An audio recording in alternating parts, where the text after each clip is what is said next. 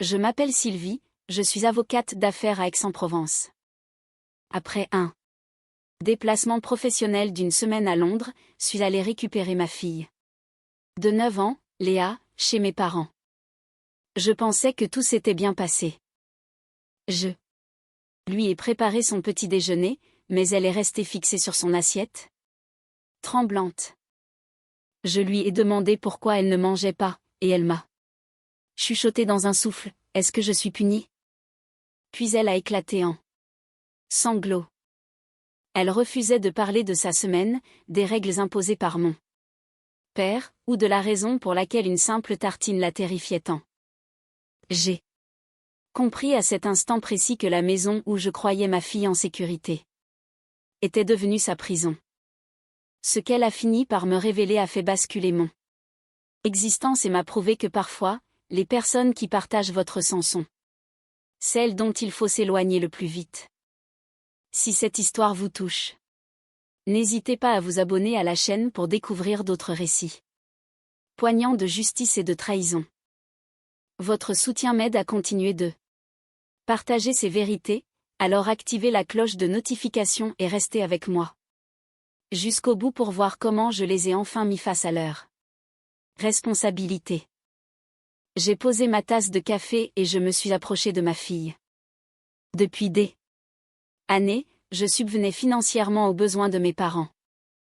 Je payais leurs factures et leur fournissais une carte bancaire secondaire spécifiquement destinée aux courses et aux dépenses de Léa pendant mes absences. Je leur faisais confiance pour lui offrir un cadrément, mais la scène sous mes yeux prouvait que cette confiance était trahie.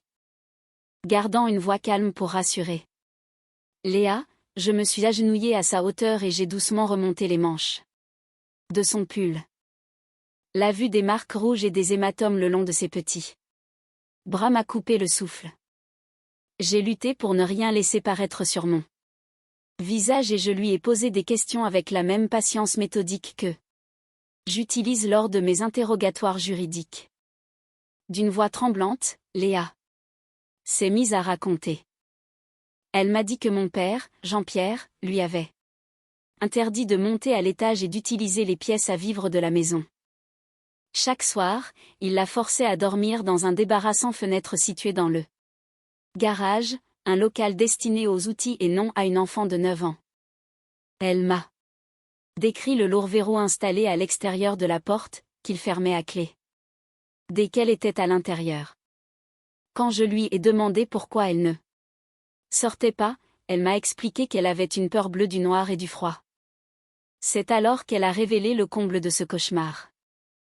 Ma mère, Françoise, lui interdisait de s'asseoir à la table du dîner. Léa devait se contenter des restes laissés dans la cuisine après le repas des adultes, et les jours où il n'y avait rien, il lui donnait des croquettes pour chien mélangées à de l'eau du robinet.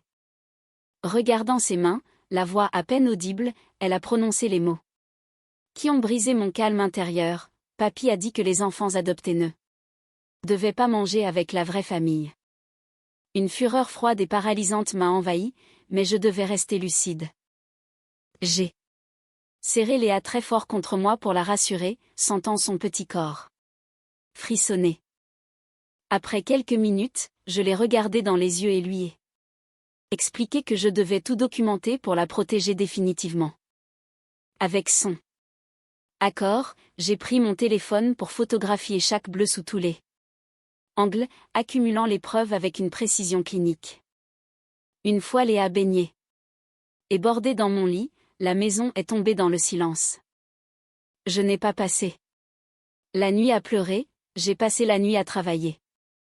Assise devant mon ordinateur portable, j'ai agi en professionnel du droit, rassemblant chaque élément comme pour une affaire majeure. J'ai rédigé une chronologie détaillée en croisant les dates de mes voyages d'affaires avec les événements décrits par Léa, notant chaque privation de nourriture, chaque règle abusive et la configuration exacte du débarras où elle avait été enfermée. Je n'étais plus seulement une mère qui protège son enfant, j'étais une avocate construisant un dossier inattaquable. Ma Colère était devenue un outil tranchant et précis. Au lever du jour sur Aix-en-Provence, mon plan d'action était prêt, étayé par une feuille de route. Des preuves solides et la détermination absolue d'ôter à mes parents tout pouvoir de nuire. Dès le lundi matin, je me suis rendue dans un cabinet de pédiatrie du centre-ville d'Aix. Sentant l'urgence de la situation, l'équipe m'a reçue rapidement. Dans la salle d'examen, j'ai conservé un ton professionnel pour demander au médecin de tout consigner scrupuleusement. Il a effectué un examen complet, mesurant chaque contusion, décrivant la couleur des hématomes et réalisant un bilan nutritionnel qui a confirmé des signes évidents de privation alimentaire chronique.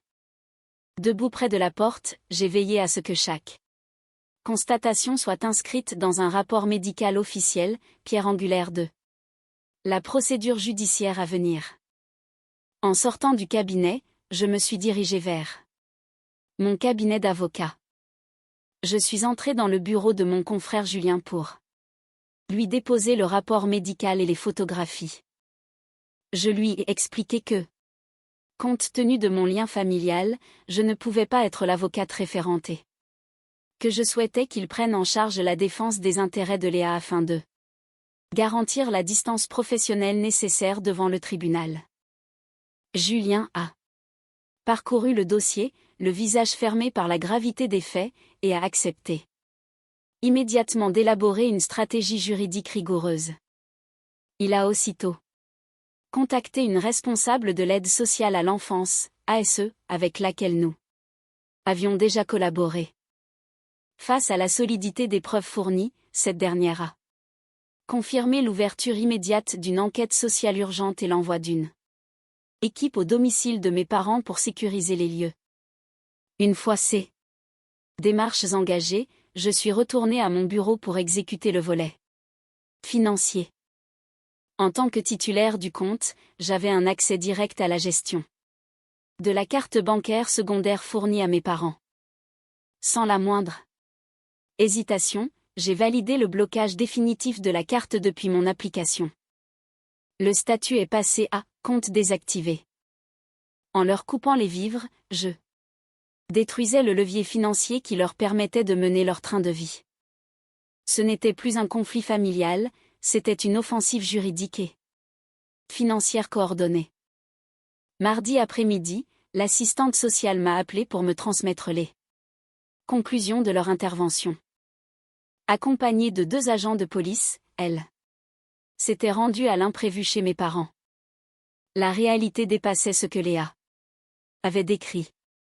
Dans le garage, ils ont découvert une pièce borgne, sans aération, fermée par un verrou robuste à l'extérieur et contenant uniquement un matelas taché et usé. L'intervention a été marquée par une vive hostilité. Jean-Pierre et Françoise ont refusé de laisser entrer les forces de l'ordre, criant qu'ils étaient chez eux et n'avaient de compte à rendre à personne. En tentant de bloquer l'accès au garage, leur comportement agressif n'a fait que confirmer aux autorités leur pleine conscience du caractère illégal de la situation.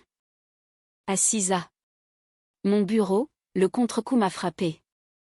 La prise de conscience de la cruauté de mes propres parents m'a rendu physiquement malade. C'est alors que mon amie Béatrice est arrivée. Sans discours inutile, elle a posé de quoi déjeuner sur la table et s'est assise à mes côtés, m'offrant un soutien silencieux et précieux. Ce moment d'apaisement a été interrompu par les vibrations incessantes de mon téléphone. Mon père enchaînait les appels. En consultant les messages vocaux, j'ai constaté qu'il ne s'inquiétait absolument pas de la visite de la police ou du sort de Léa. Il hurlait parce que la carte bancaire avait été refusée au supermarché du coin. Il exigeait des explications et me menaçait, furieux de ne plus pouvoir faire ses courses à mes frais. J'ai effacé les messages sans les écouter jusqu'au bout. Béatrice et moi avons échangé un regard. Leur préoccupation exclusive était la perte de leur confort financier, sans le moindre remords pour l'enfant qu'ils avaient maltraité. J'ai retourné mon téléphone sur la table, bien décidés à ne plus jamais céder à leur chantage. Mercredi en fin d'après-midi, des coups violents ont retenti à ma porte. D'entrée. En regardant par le Judas, j'ai vu Jean-Pierre et Françoise sur le palier. À peine ai-je entrouvert la porte que mon père l'a poussée brutalement. Pour entrer. Il faut qu'on parle, a-t-il lancé en s'avançant dans le salon.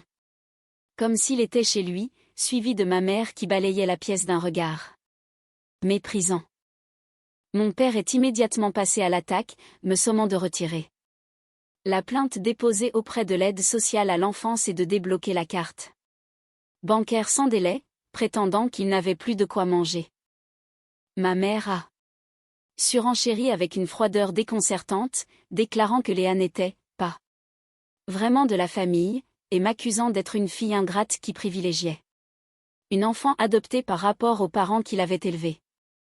Sans élever la voix ni entrer dans leur jeu, je me suis approché de la table basse et y étalé les tirages photos grand format montrant le débarras et les blessures de Léa. Le silence est devenu pesant. Ma mère est restée bouche bée devant les clichés, tandis que mon père, devenu blême, a tenté d'affirmer qu'il s'agissait d'une mise en scène, mais le cœur n'y était plus. Je leur ai alors annoncé qu'ils étaient en situation de violation de domicile et qu'il avait exactement 60 secondes pour quitter les lieux avant que n'appelle la police. En leur tendant la carte de visite de mon confrère Julien, je leur ai signifié que toute communication future passerait désormais exclusivement par son intermédiaire. Contraints de reculer vers la sortie en marmonnant des insultes, ils ont fini par partir. J'ai refermé la porte, consciente que les liens du sang ne pesaient rien face à la sécurité de ma fille.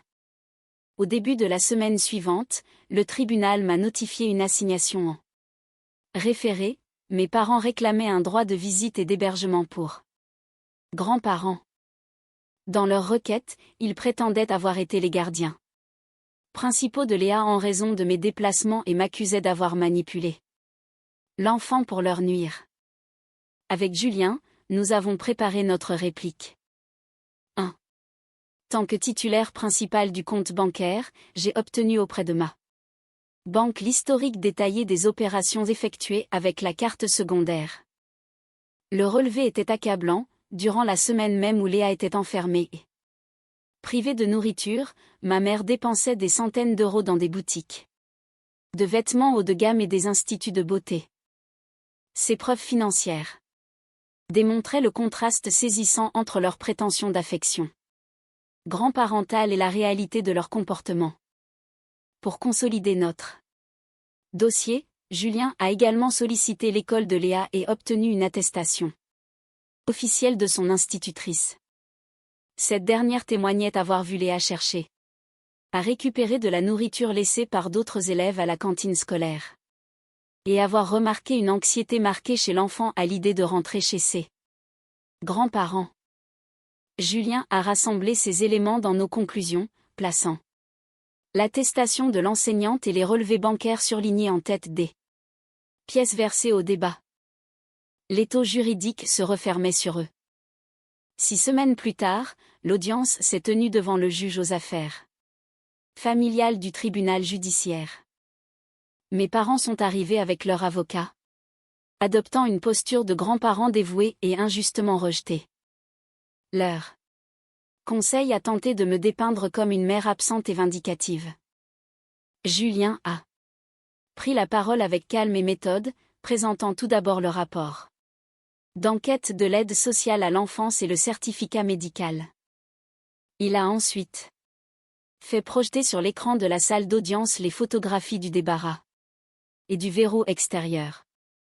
Devant la brutalité des images, le silence est devenu absolu dans la salle.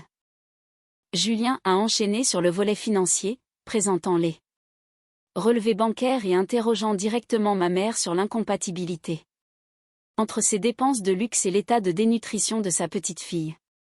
Incapable d'apporter une explication cohérente, mes parents ont vu leur défense s'effondrer. Leur avocat lui-même semblait déstabilisé par l'évidence des faits. En début d'après-midi, la juge a rendu sa décision.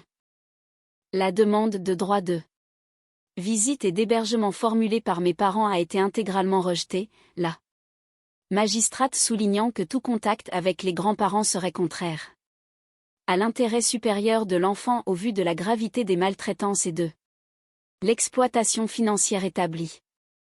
Le tribunal a également délivré une ordonnance de protection interdisant à Jean-Pierre et Françoise d'approcher de mon domicile, de l'école de Léa ou de mon lieu de travail, ainsi que de tenter d'entrer en contact avec nous par quelque moyen que ce soit, sous peine de sanctions pénales immédiates. La rupture était désormais totale et juridiquement encadrée. Mes parents ont quitté le tribunal en silence, déchus de leur influence et privés de mon soutien financier. En regardant Léa paisiblement endormie à l'arrière de la voiture sur le chemin du retour, j'ai compris une leçon essentielle: la famille ne se définit pas par la biologie, mais par l'amour, le respect et la protection que l'on se porte mutuellement. Éloigner des personnes toxiques de sa vie n'est pas une trahison, c'est un acte de courage indispensable pour préserver la paix et l'avenir de ceux qui dépendent de nous. Je vous remercie d'avoir suivi mon histoire jusqu'au bout. Que pensez-vous de la manière dont la justice a été rendue dans cette situation? Auriez-vous réagi avec la même fermeté face à de tels faits? N'hésitez pas à partager vos impressions dans les commentaires. Si ce récit vous a intéressé, pensez à laisser un pouce bleu et à vous abonner à la chaîne pour ne manquer aucun des prochains témoignages.